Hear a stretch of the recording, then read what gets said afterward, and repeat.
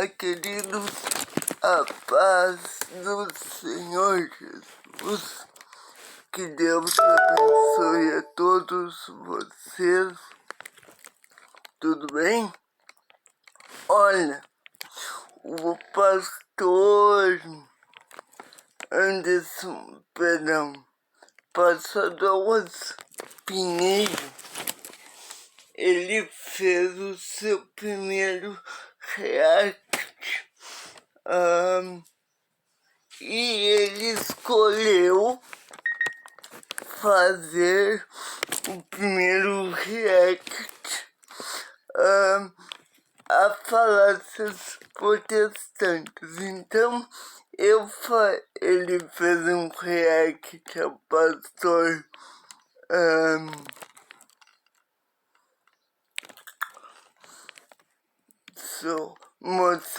Rodrigo Mocelin, e eu farei um react do react dele, certo? O react dele tem 28 minutos, então provavelmente o nosso vai ter uma hora. E eu achei interessante a primeira fala dele, fora da minha casa, disse, que eu vou expor ela aqui pra gente ver, depois eu falarei também. Vamos lá. esse aqui é o meu primeiro react. Eu vou fazer em consideração a alunos, a seguidores que pedem constantemente. Eu sou bastante sincero para vocês. Eu não sou um apologista, tá? E realmente acredito que a apologética tem um limite, não só em si, enquanto forma de exposição, mas ela enfrenta um limite quanto ao ânimo do interlocutor. Mas essa que é a verdade. Bom, eu vou ter que pausar aqui já para fazer um adendo. Eu acredito que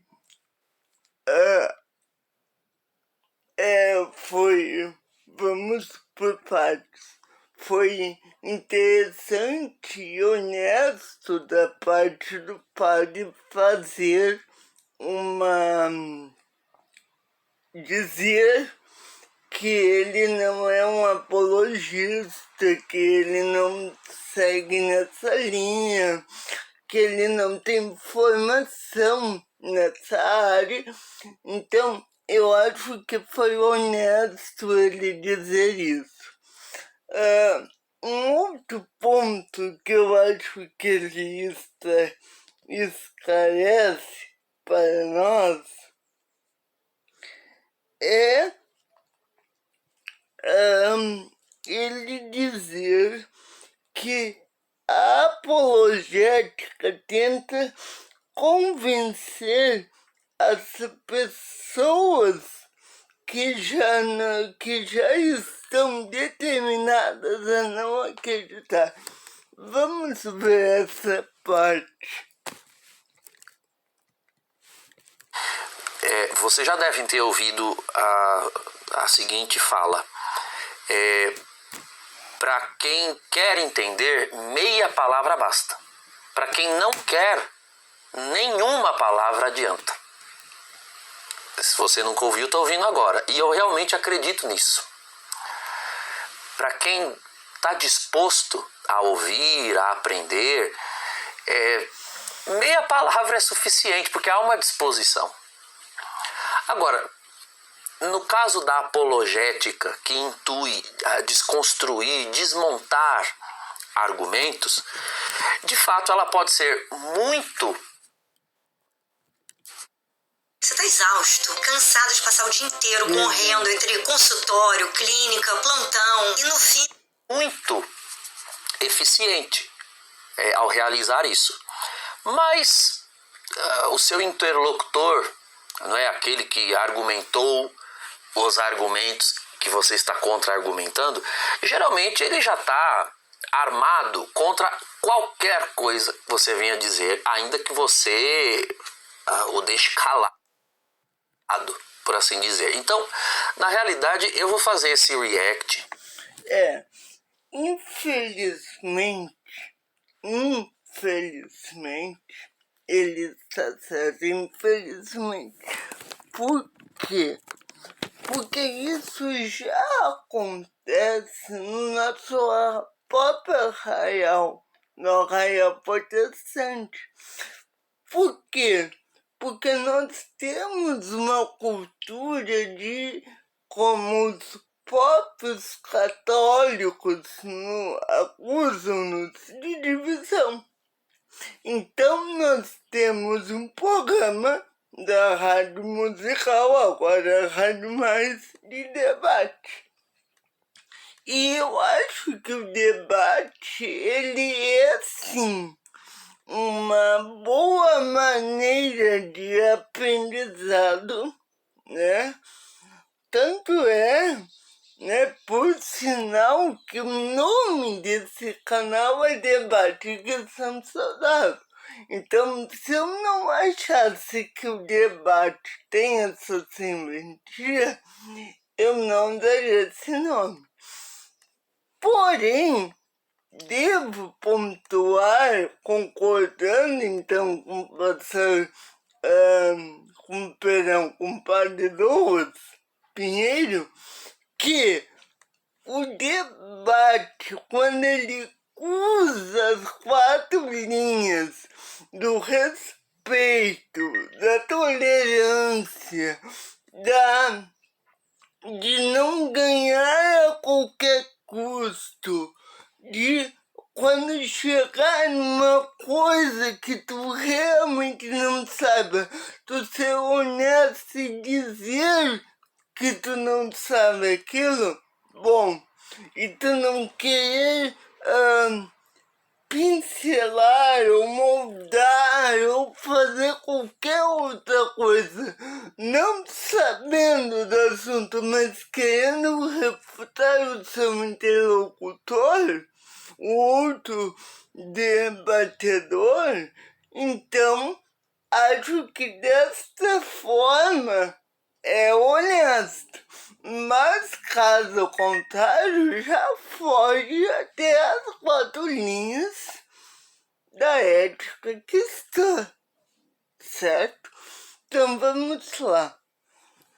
E isso aqui é um react, nada mais é do que um debate. É um debate de não ao vivo entre 2 pessoas, mas é um react sim.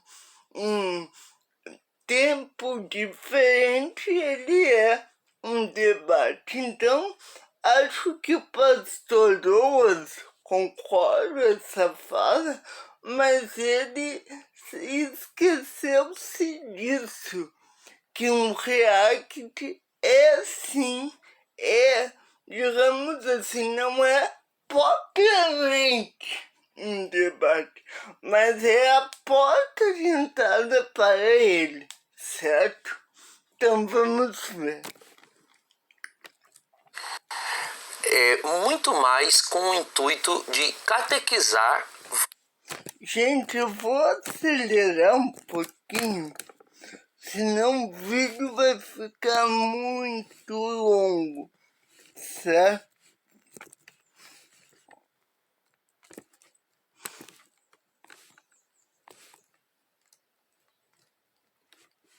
Você que é católico, eu não tenho nenhuma pretensão aqui de convencer um não católico, né? Porque, como eu disse há pouco, o não católico que está determinado em ser não católico, meu Deus, para ele não vai adiantar nenhuma palavra minha. Eu quero demonstrar para você, católico, fiel católico, como nós pensamos frente a esse tipo de argumento que está aqui. Então, a minha equipe preparou aqui um vídeo de um pastor, eu realmente não conheço, tá? Não conheço, não sei quem é, não sei. Eu acho que isso que ele disse faz sentido no ponto que ele quer passar passar a mensagem dele para os seus interlocutores, para os seus ouvintes, dentro do arraial dele, que é a Igreja Católica. Nada mais certo. Porém, ele também está falando para protestantes. Ele também está falando para pessoas de outras determinadas religiões, cristãs e não cristãs. Então ele precisa saber ter essa visão, embora ele possa sim ter um foco específico, certo? Vamos lá. De que igreja é. Desde já eu quero que Deus o abençoe, que o ministério dele seja bendito, que ele preste um grande serviço às pessoas, tá? Não é em relação ao trabalho dele ou às almas que ele cuida como pastor que eu estou falando, tá? Eu quero falar com você que é fiel católico, que às vezes recebe esse tipo de conteúdo e fica sem saber o que pensar, tá? Então eu vou colocar aqui, né, vou colocando e vou pausando. Estou dizendo, e aqui está o que de fato mais me faz protestante. A gente podia falar, por exemplo, das imagens? Agora começa o react mesmo. E aí eu vou ponto a ponto, tá? Que ele diz, não tem idolatria, não. É óbvio que tem no meu vídeo, Por que não sou católico, é um vídeo maior. Assista, eu falo um pouco sobre isso. Não tem um monte de coisa. É óbvio que não tem. Né? Ele diz, é óbvio que tem. Enfim, mas como ele não vai dedicar tempo a isso, eu também não vou dedicar. Assim como ele indicou lá um livro que ele escreveu sobre o assunto, tem também um vídeo meu, do Padre Douglas Pinheiro, no meu Instagram, que eu fiz uma vez. Foi uma transmissão ao vivo, ela ficou salva no meu Instagram sobre idolatria e imagens, tá? Tá lá no meu Instagram, quem quiser verá lá, que não só não tem, como inclusive chega a ser de um primitivismo que desrespeita o século XXI em que nós vivemos. Você acreditar que a veneração às imagens feitas pelas igrejas apostólicas, que não somos só nós católicos, as igrejas ortodoxas também, continuar mantendo esse argumento anacrônico de que nós fazemos algo que era proibido lá em Êxodo capítulo 20, é de um primitivismo, é de uma desonestidade, é de um pensamento tão tacanho que, se for examinado a fundo, se verificará que nem eles mesmos acreditam naquilo de que eles nos acusam. Então tem um monte de coisa que é fácil de refutar, mas assim, o que mais me...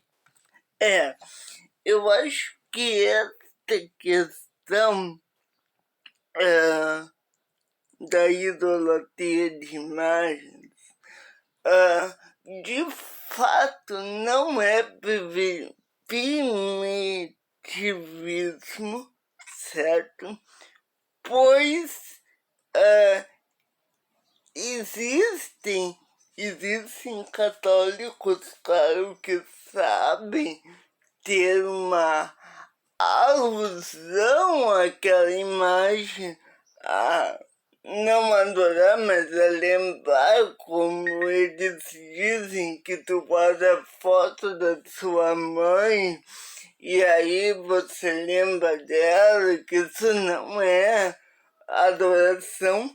Claro que sim, existem, eu conheço católicos que fazem isso, porém a grande maioria dos católicos, se é que eu posso classificar assim, de fato fazem uma veneração, ou chega a ser uma adoração às imagens, a Maria, a José,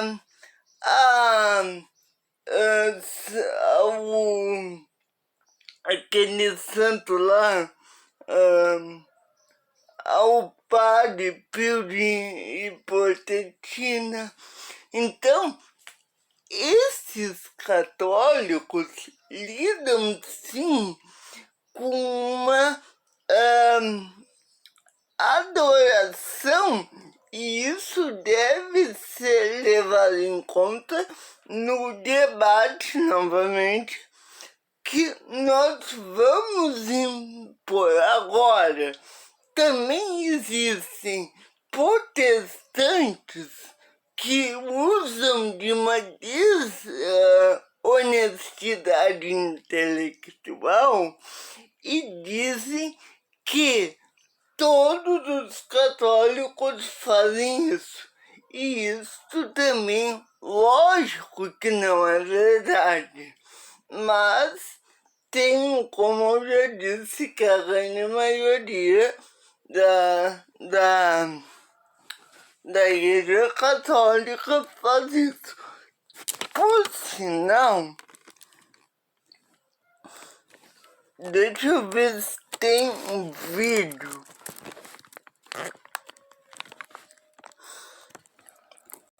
Por sinal, gente, tem uma música do Colo de Deus.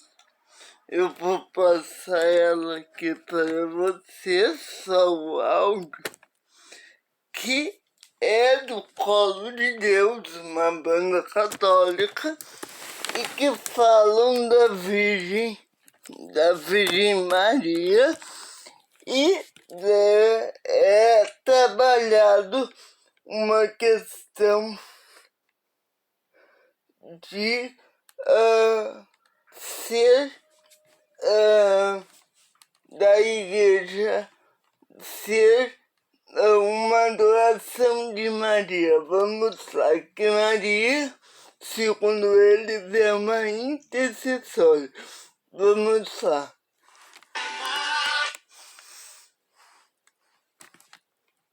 Se eu te disser que pelos próximos dias você receberá um sinal de Deus e as coisas vão dar muito certo para você, você acredita? Eu quero incluir o seu nome na maior corrente de oração do mundo. São mais de 25 milhões de pessoas que nós oramos todos os dias. Você vai se surpreender com o que irá acontecer com você nos próximos dias. Creia, não é sobre religião, é sobre Deus. Aqui abaixo, em algum lugar, você verá a palavra inscrever-se.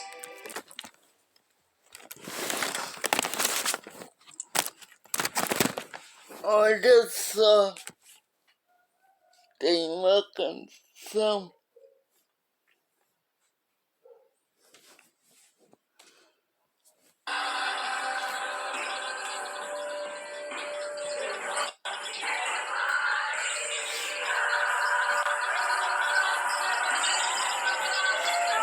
Ó.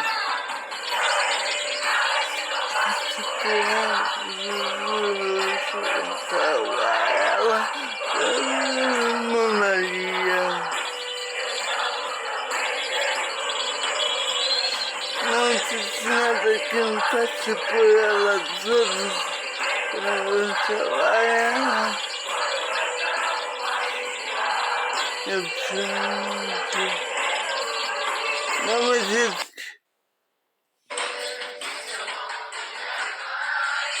Vamos de novo.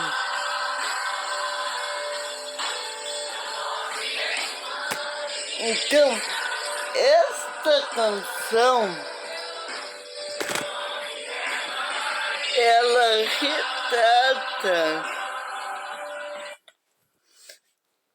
retrata a adoração, sim, a imagens. Não existe nada do que não passe por ela, tudo que somos devemos a ela.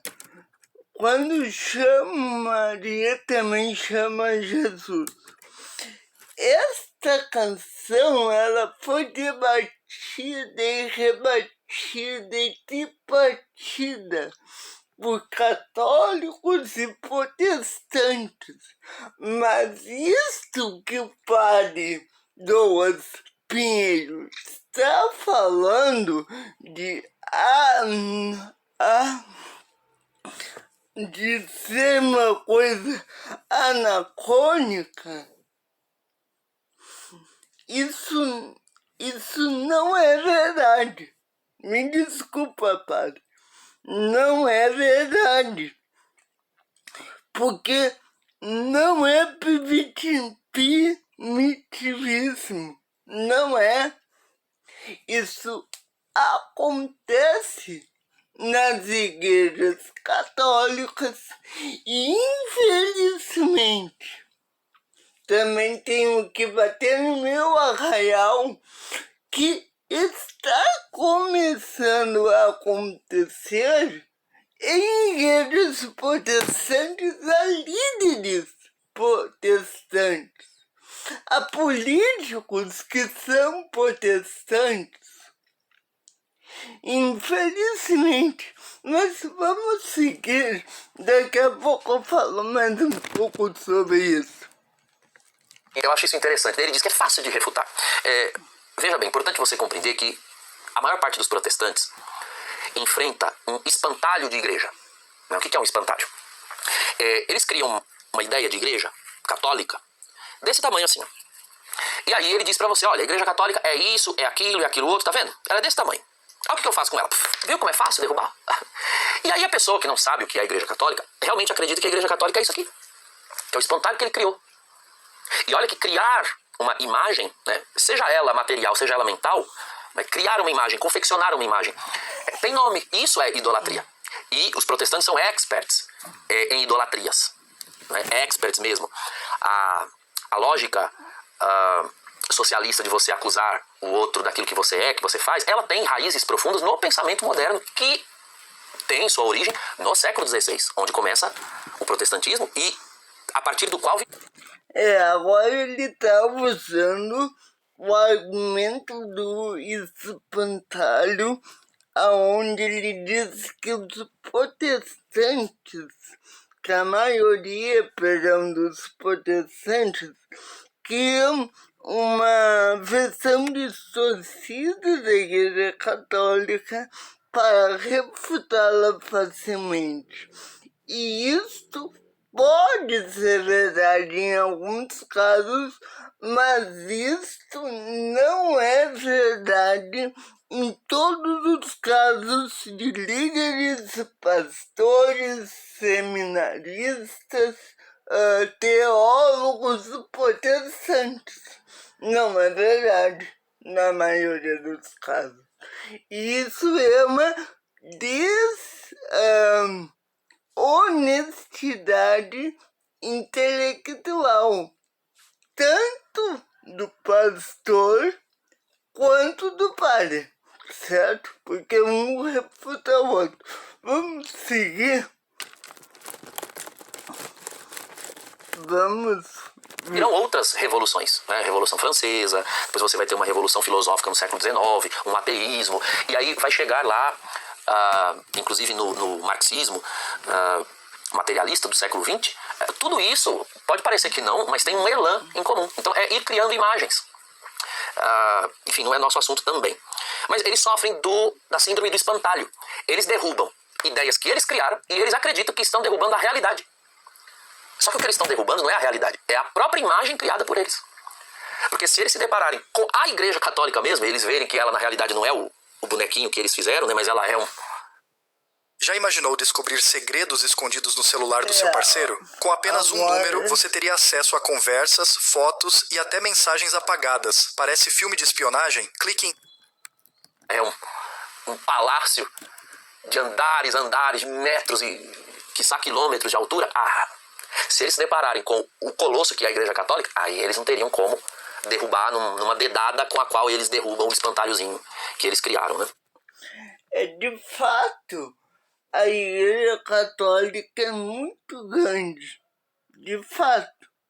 Mas eu questiono ao pastor e questiono-me também ao padre, questiono-me também se a igreja católica ela tem estrutura doutrinária tão grande quanto a estrutura organizacional dela tem. Porque muitas vezes tu vai debater com católicos, com protestantes, e eles chegam numa parte em que eles ficam só batendo nos argumentos velhos e não trazem nenhum argumento novo. E isto é muito prejudicial a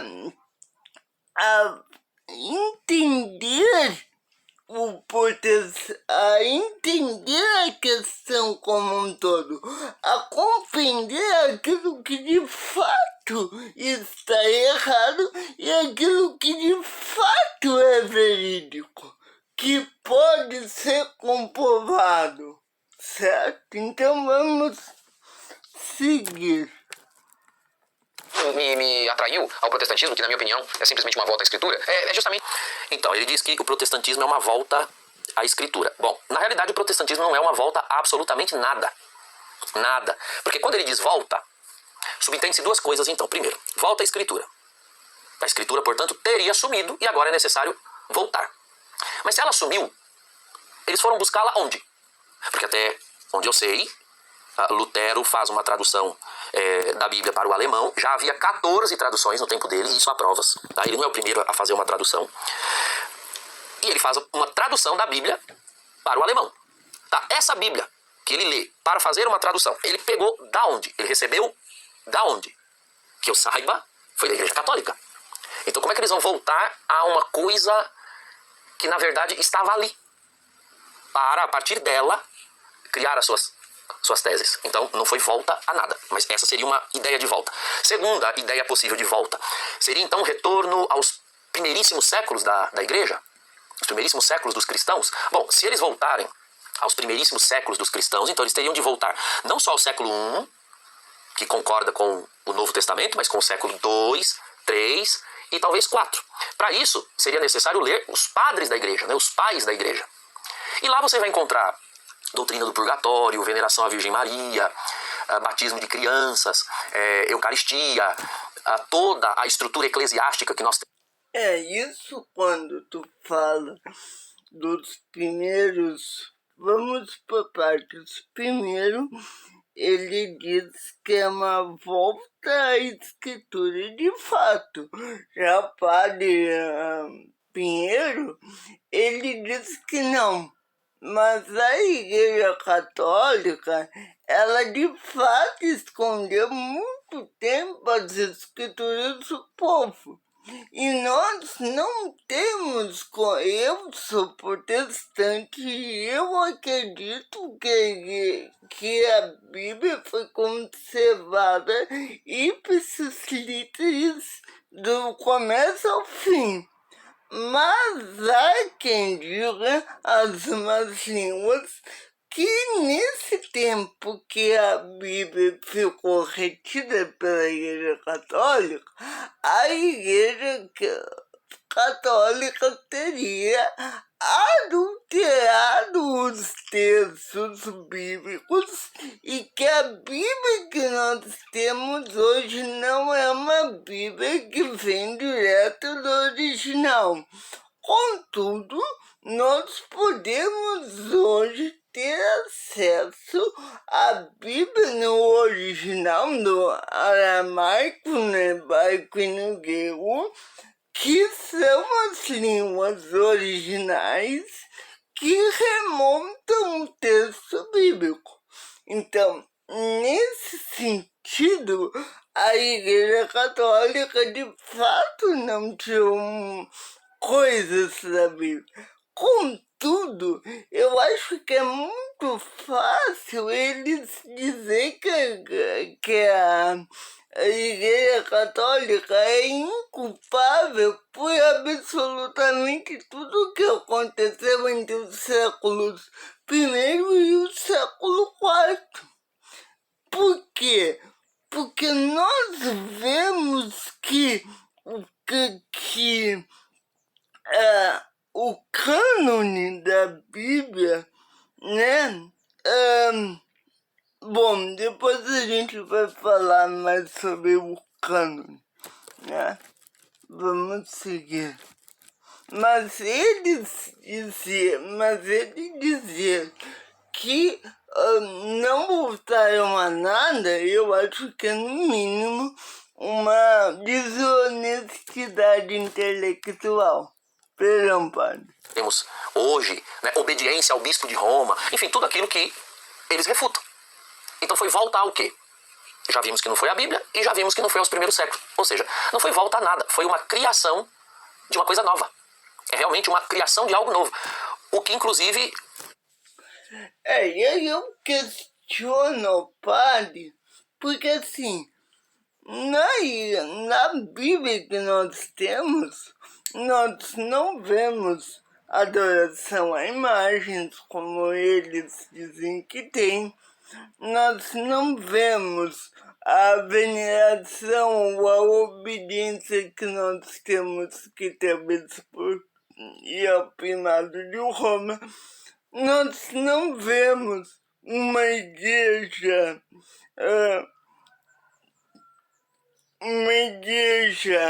uma ordem de uma igreja tendo uma figura principal, a não ser Jesus Cristo, que deve ser obedecida sem questionamentos, que é a figura do padre, o bispo de Papa, o bispo de Roma. Nós não vemos a Eucaristia como de fato a transubstanciação das partes dos elementos, como eles afirmam que o pão vira corpo, que o vinho vira sangue. No exato momento em que o sacerdote faz a oração intercessória, né, nós não vemos essas coisas. Então, o padre dizer que eles remontam uma coisa dos primeiros séculos, e eu já vi isso de outras pessoas, padre, o professor Eduardo Faria, o padre, agora me esqueci o nome dele, mas enfim, de outros padres, de outros professores católicos, e que, de fato, não tem. desfaz a pertinência do uso do termo reforma.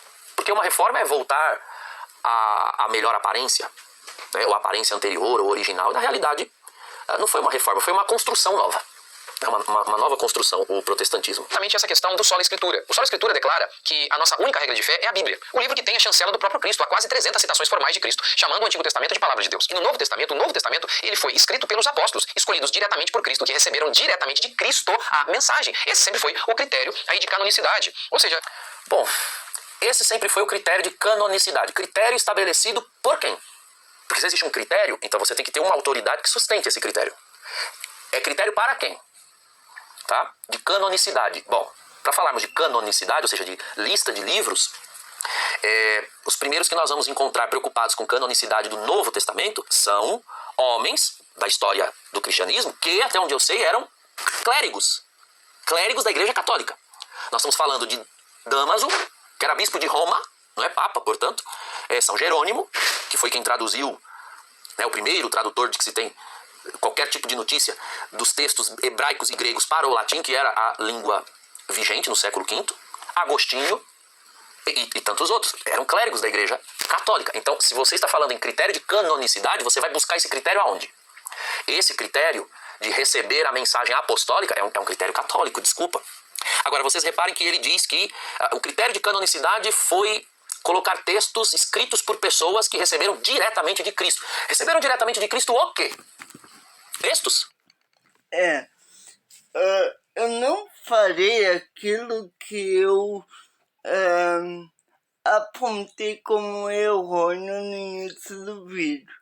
Tenho que ser honesto em dizer que eu não sei a história desses homens da Igreja Católica, então eu não tenho como expor isso a você.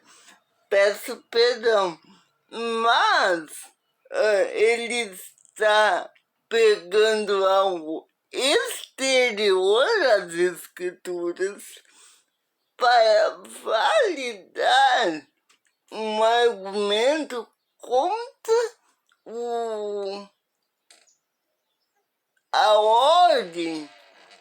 absoluta ou a fundação, fundamento da escritura como um todo, certo?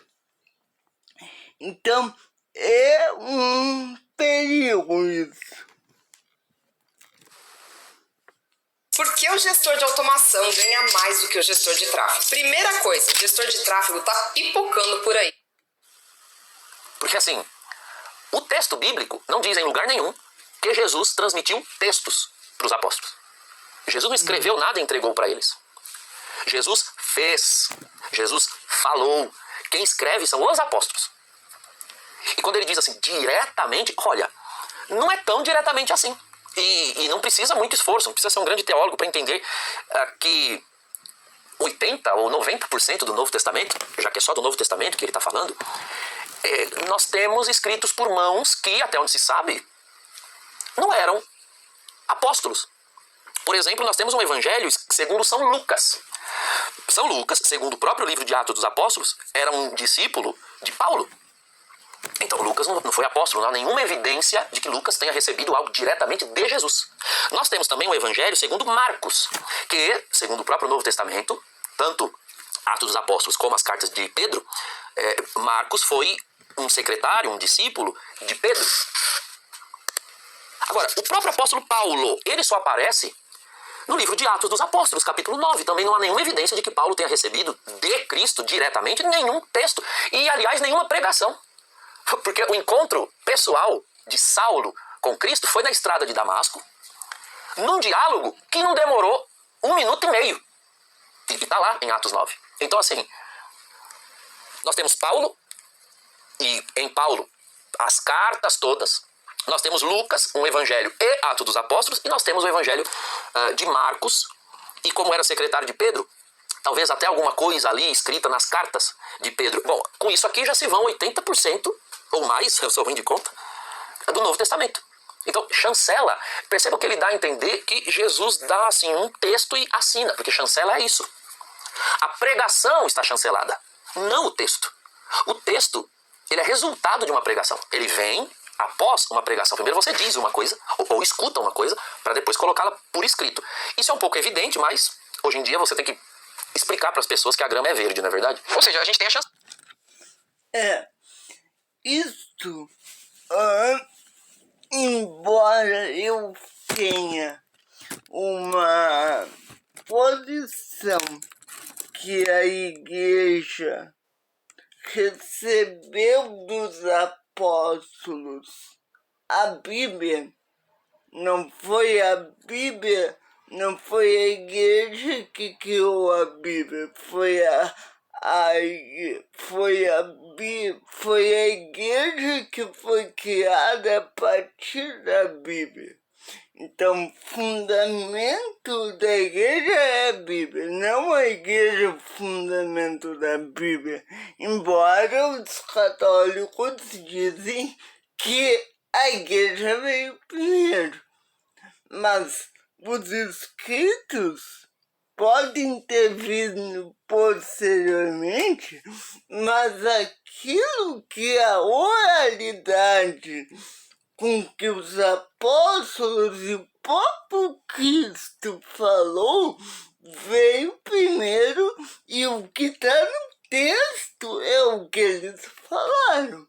Ou então tu vai ser que nem Mormons, testemunho de Jeová, de dizer que aquilo que está na Bíblia não é o que aconteceu nos primeiros séculos. Então, eu acredito sim que o padre, ele falou algumas verdades aqui que nós não temos como refutar, mas ele esquece de dizer que a Bíblia, embora ela não tenha sido escrita diretamente pelos apóstolos, e aí ele cita ali Lucas, Paulo, Pedro, Marcos, embora ele tem a razão nisso, que ela não foi escrita diretamente de próprio punho por esses homens, nem pelo próprio Jesus, que é o autor e o consumador da fé, mas o que esses homens falaram foi escrito, e isso nós temos como palavra de Deus, certo? Chancela do próprio Cristo aqui, que declara que e chama a Bíblia de a palavra de Deus. É o Cristo dizendo.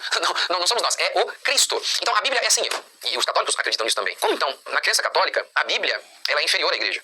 Opa. Ele diz assim, como que na crença católica a Bíblia é inferior à igreja? Quem disse isso? Que lugar da crença católica você leu que a Bíblia é inferior à igreja? Não, porque vocês dizem que a Bíblia sai da igreja. Ué, e porque ela sai da igreja, ela é inferior? Que falta faz o estudo de lógica aristotélica tomista, né? Lógica aristotélica, né? Filosofia. Há um princípio da lógica que diz que a afirmação de uma coisa não carrega necessariamente a afirmação ou negação de outra. Então, quando eu digo assim, neste copo há água, eu não estou negando ou afirmando que o sol está lá fora. Olha, eu pus água nesse copo. Então, mas onde já se viu você dizer que o sol está lá fora ou não está lá fora? Em que, na minha frase, a água está no copo, fala algo a respeito do sol. Então, assim, é uma questão de lógica. Na realidade, se vocês perceberem bem, na fala dele, ele usa termos equívocos, é outro princípio de lógica, né? Existem termos unívocos e existem termos equívocos. Ele usa termos equívocos como se eles fossem sinônimos conceituais. Vou explicar para vocês. Quando eu digo assim, água, tá? É um termo unívoco. Assim, água só quer dizer água. Quando eu digo essa palavra, você sabe exatamente do que eu estou falando. Agora, quando eu digo assim, perna, alguma perna veio à sua mente, a perna de alguém. Só que eu posso estar falando de vários tipos de perna. Eu posso estar falando da perna da mesa, da perna da cadeira, da perna do óculos. A gente também chama de perna. Então, o termo perna, ele é equívoco. Por que equívoco? Porque ele sozinho não explicita a que ele se refere, a que conceito. O conceito é realmente a noção primordial, é aquilo de que eu estou falando. Então, se eu disser a perna do óculos, aí é inequívoco. É uma expressão unívoca. Pois bem, por que eu estou fazendo essa comparação? Porque eles jogam, né, não é só ele, esse pastor, mas os protestantes de maneira geral, eles jogam com termos como palavra, texto e mensagem, como se fosse a mesma coisa. A igreja nasce da palavra de Deus. Sim, a igreja nasce da palavra de Deus. Mas o que é palavra de Deus? É um texto? Que eu saiba, o texto, Bíblia, diz que a palavra de Deus, antes de qualquer coisa, é o Filho de Deus. A palavra se fez carne e habitou entre nós. Então, a igreja nasce da palavra de Deus? Sim, mas é da palavra encarnada. Não é da palavra escrita, que é o que nós chamamos de texto. É o contrário. A palavra escrita nasce da igreja, que nasce da palavra eterna de Deus. O texto não é eterno. O texto não fez o mundo. O texto não está no céu. O texto não desceu, trazido pela mão de um anjo. Assinado, né, como ele disse, chancelado por Cristo. Quem desceu do céu não foi um texto com letrinhas, não foi uma sopa de letrinha. O que desceu do céu foi uma pessoa divina. Pessoa. Esta pessoa é uma palavra. E essa pessoa, por sua vez, transmite uma palavra, mas veja bem, uma palavra pregada. Padre, agora o senhor me colocou numa situação meio ruim, porque é difícil refutar isso, gente. Ele tá absolutamente certo. O que desceu do céu não foi uma palavra escrita, mas foi a própria encarnação do verbo, isso está lá em João 1, né? E nós não, o verbo se fez carne e habitou entre nós, né? Então, este verbo é a palavra de Deus, não uma palavra escrita, mas uma pessoa, certo? Mas a partir dessa persona foi gerado também a palavra escrita. texto. Por quê? Porque era necessário que os homens tivessem isso, certo? Vamos continuar. Ensinada. E palavra realizada, feita. Os apóstolos viram. A primeira carta de São João diz isso.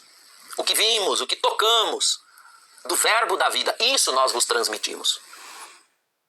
São Jerônimo, doutor da Igreja e padroeiro dos que estudam a Bíblia, disse uma frase muito forte: ignorar as...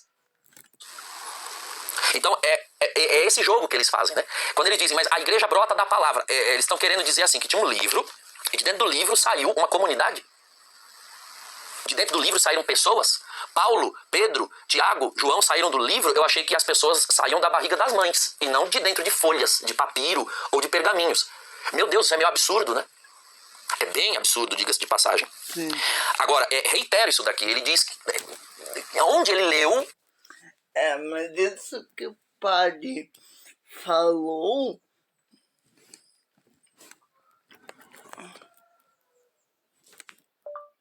explique melhor o último tópico.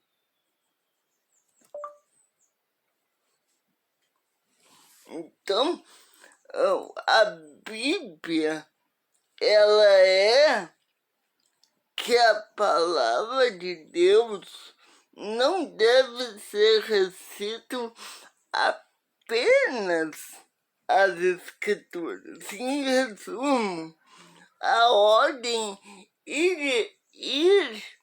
hierárquica e cronológica, segundo o padre Douglas Pinheiro, da palavra de Deus é a palavra eterna, que é o próprio Jesus Cristo, que existe desde o princípio. Segundo, a igreja, que é nascida da pregação de Cristo Jesus e dos apóstolos que transmitiram a fé oralmente.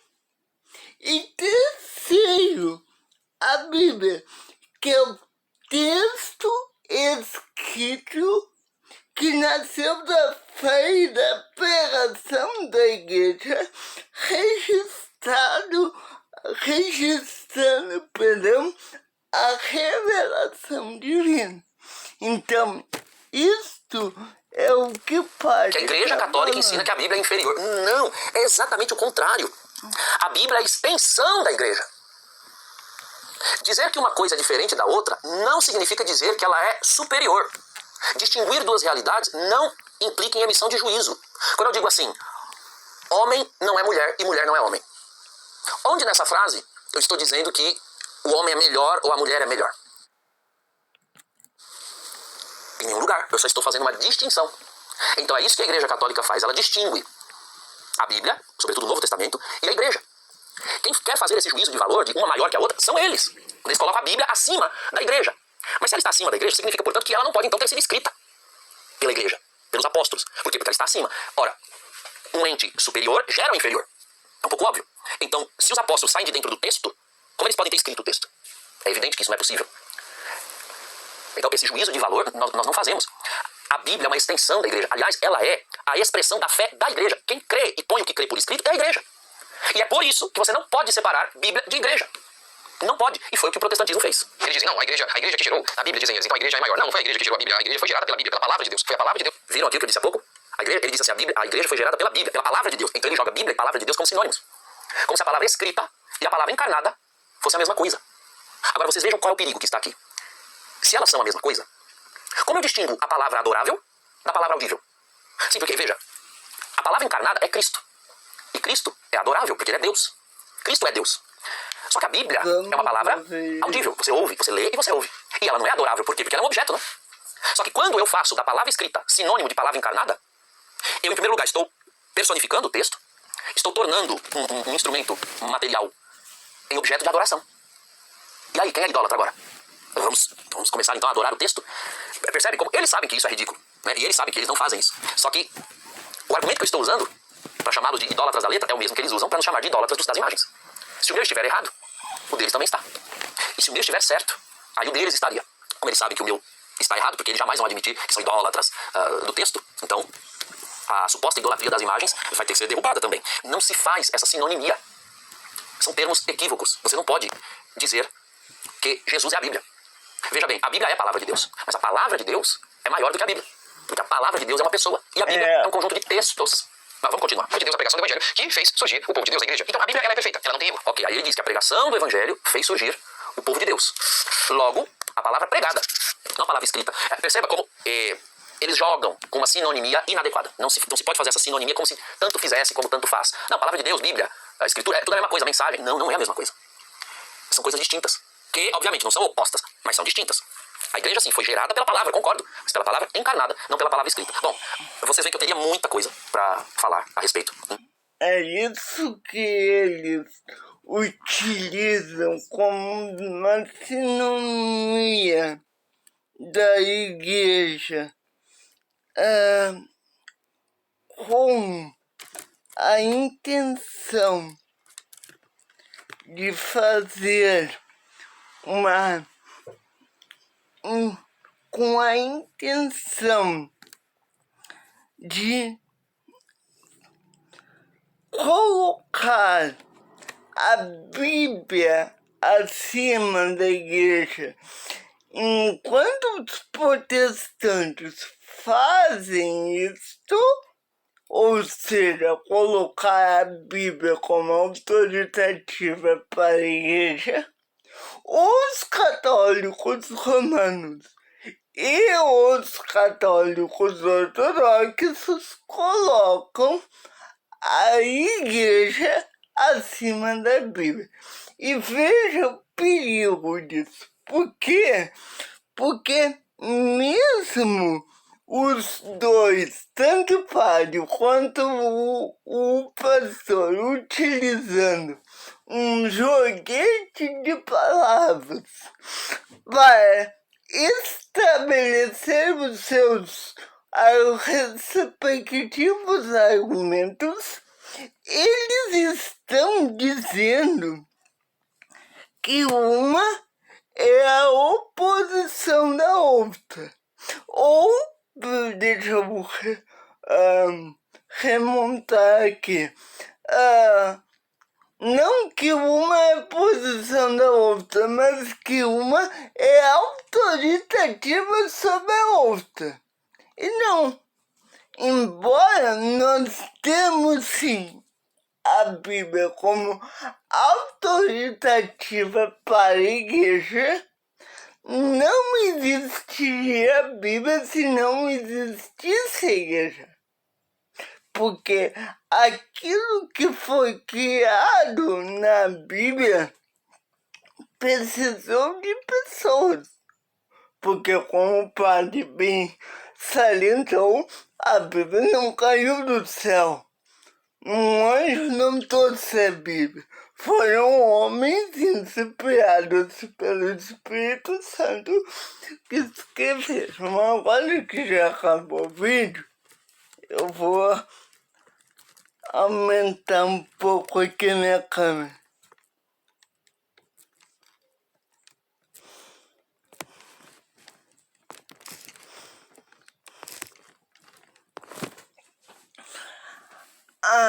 Vamos lá.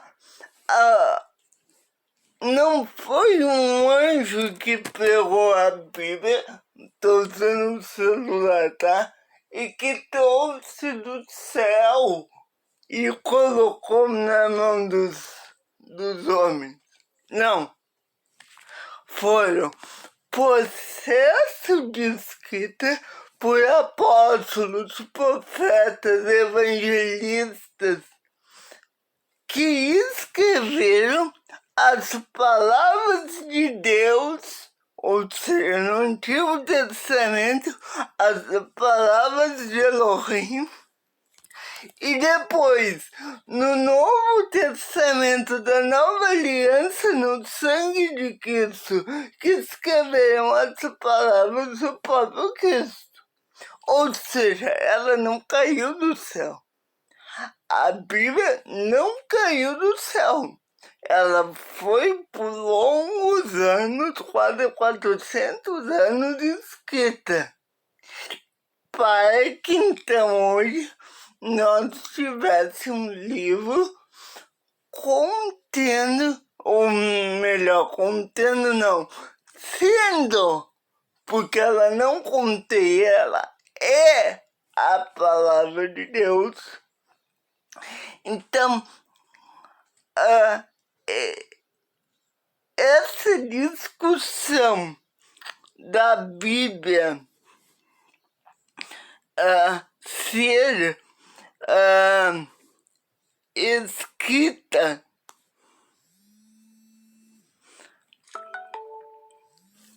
que a Bíblia de fato é a palavra de Deus, mas principalmente e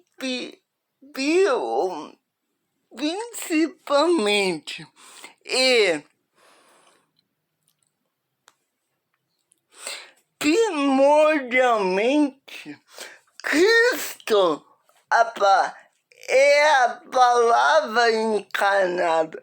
Cristo é a palavra de Deus. E o Verbo se fez carne e habitou entre nós, ou seja, ele veio em carne e ele teve relacionamento conosco. E o texto continua dizendo: e vimos a sua glória, como a glória do unigênito do Pai, que é cheio de graça e de verdade. Ou seja, a Bíblia, para nós fechar esse react, a Bíblia é a palavra e ela não é a Bíblia, a igreja não é autoritativa sobre a Bíblia. A Bíblia é autoritativa pela igreja. E agora sim, eu estou refutando o padre Douglas Pinheiro, embora eu acredite que sim, ela não caiu do céu, concordo com isso, mas ela sim é autoritativa sobre a igreja. E em relação às imagens, eu quero dizer que essa discussão, ela é infelizmente, ela se fundamenta num argumento do espantalho. Eu tenho erros e acertos dos dois lados. Do lado protestante não existe acertadamente uma relíquia para veneração, mas também do lado negativo eles colocam coisas a mais sobre os católicos que não deveria, mas também no arreal católico eles utilizam dessa brecha, digamos assim, dessa brecha escriturística para a veneração de imagens que eu acho que não existe, mas que eles vejam isso na escritura, mas eles utilizam essa brecha para fazer as coisas mais absurdas. E isso deve ser mudado, certo? E eu vou encerrando por aqui. Quero desejar felicidades tanto ao Padre João Douglas Pinheiro quanto ao pastor Rodrigo Mocini. Não briguem, meninas, mas o debate sempre vale, certo sempre vale. Então, que Deus nos abençoe, claro, um debate respeitoso, rigoroso nas fontes, não utilizando-se de falácias, e isso é muito importante. Que Deus nos abençoe, em nome de Cristo. Deus abençoe a paz e tudo em nome de Jesus. Amém.